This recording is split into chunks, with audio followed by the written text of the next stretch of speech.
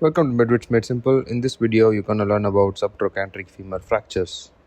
By watching this video, you'll get to know what is subtrochanteric fracture and in whom it occurs, how to evaluate these patients, how to classify subtrochanteric fractures, and what are the management options. Before moving on, welcome to Vids Made Simple. If you're new to my channel, please make sure to hit the subscribe button. We already have 65,000 subscribers on YouTube. Make sure to join them so that you won't miss out any of our upcoming YouTube videos. Subtrochanteric means below the trochanters. So you can see the greater trochanter and the lesser trochanter of the proximal femur as I have marked here. So subtrochanteric fracture occurs below the trochanters.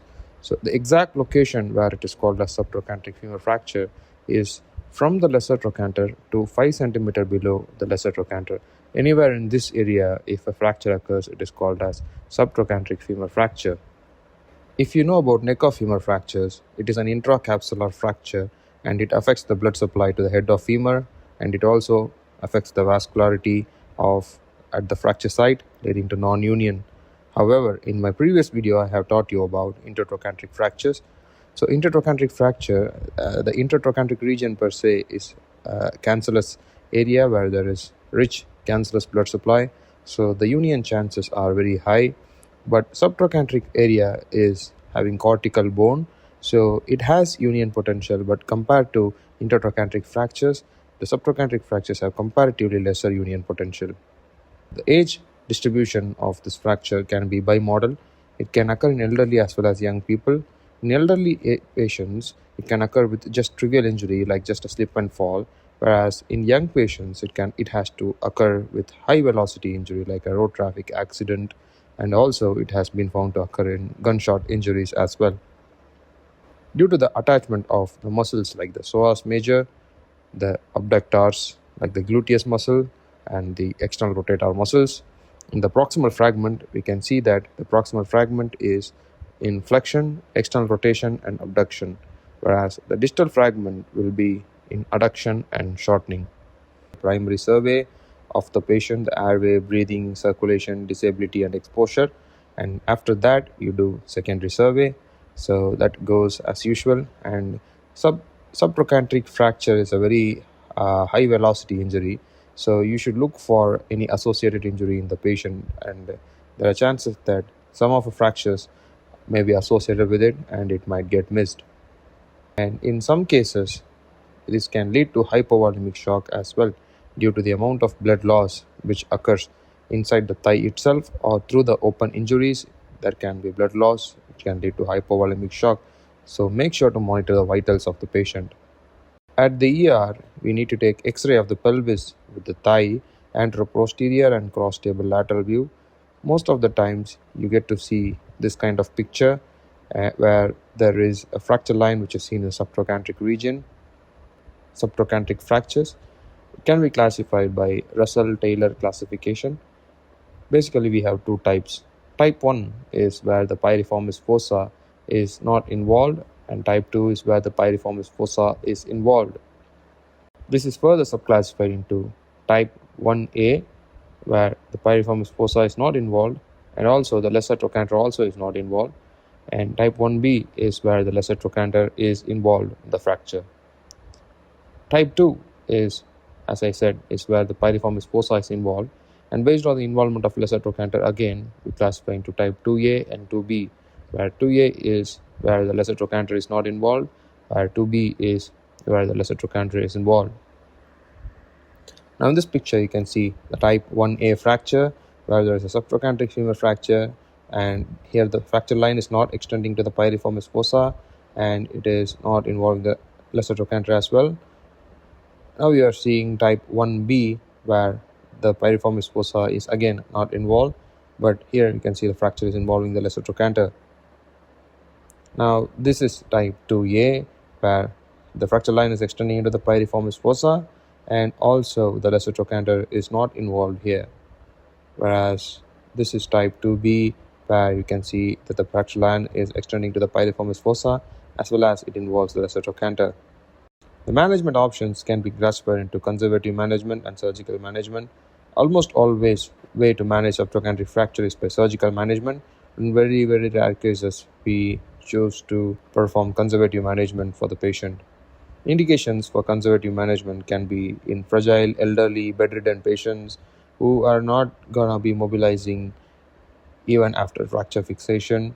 So these patients, we can apply traction and try to manage conservatively along with giving analgesics. And in children in the pediatric population, they can be managed by hip spica application and the fractures will unite nicely. Now, surgical management, there are various implants which can be used, such as the proximal femoral nails, abbreviated as PFN, the angled blade plate, which is usually the 95-degree angled blade plate, the dynamic condylar screw, and proximal femoral locking plate. In most of the cases, what we use is the proximal femoral nails. Angle blade plate and dynamic condylar screw are not commonly used these days as compared to the proximal femoral nails. The proximal femoral nail is an intramedullary implant and it is a load sharing device. So the nail is going to be inside the medullary cavity of the femur and it's going to hold the fracture in position and it helps in union. It provides relative stability at the fracture site and it helps in union of the fracture. So there are three generations of proximal femoral nail. The first generation are the old gamma nails, which are not used anymore. The second generation nails are the PFN nails, which has two proximal screws. I'll show you that. And the third generation is PFN A2, which has a single helical blade. So this is a patient who presented to the ER in one of my duties. And this is the post-op x-ray after my surgical fixation. As you can see, the fracture is reduced nicely here and the medial cortical alignment is well maintained, and you can see that proximally inside the head of femur, you can see that two screws are entering. The one which is below is called the lag screw, which is going to be below, and the screw which is present above is called as the anti-rotation screw. Lag screw is used for compression and anti-rotation screw is used to prevent the failure by rotation. Now this is not a subtrochanteric fracture, this is an intertrochanteric fracture, but here I have put this picture to show you how a PFN A2 looks like. So here in PFN A2 you can see that there are no two screws proximally. There is only a single helical blade which is used proximally, which goes into the head, and this helical blade will compact the surrounding cancellous bone and hence it is beneficial in osteoporotic patients. Remember, what are the other options which are alternatives for PFN? They are 95 degrees angled blade plate, dynamic condylar screw, proximal femur locking plates. Complications which can occur in subtrochanteric fractures are fixation failure if the fracture is fixed in varus alignment, or if it's a very comminuted fracture, and it can lead to non-union, which means there is no union at the fracture site, and it can also lead to malunion if the fracture is not uniting in proper position. Now, a note about pathological fractures. Pathological fractures are fractures which occur in weak bones with just trivial trauma. Subtrochanteric region is a well-known area for metastatic lesions, and if a patient is presenting with subtrochanteric fracture, always look for any lytic lesion at the site of the fracture. It can also occur due to infections like osteomyelitis at the fracture site. Usually it is a metastatic lesion. And atypical fractures is a concept which you should know. Atypical fractures are transverse fracture, unlike the usual fracture pattern which will be oblique or spiral. Here they are transverse fracture because the bone is very weak. That's why they form a transverse fracture, and this is seen in patients who are on long-term medications with drugs like bisphosphonates and glucocorticoids, which makes the bone weak, and with just trivial injury they develop a fracture in the subtrochanteric region, and that is called as atypical fracture. Well done guys, you made it till the end of the video.